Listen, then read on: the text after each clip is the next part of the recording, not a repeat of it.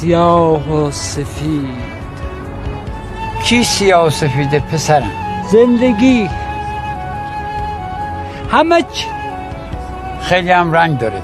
مشکل بینایی داری؟ چرا آدم ها پیر میشن؟ هنوز کلاس اول نرفته باید بپریم آخر پیر.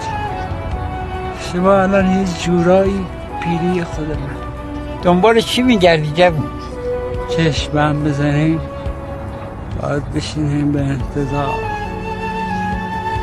کاری دیگه از اون برمیاد.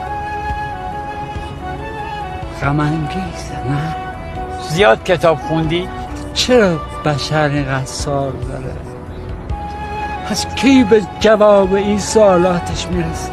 دستت چی شده؟ این هم خودش یه سوال بزرگه.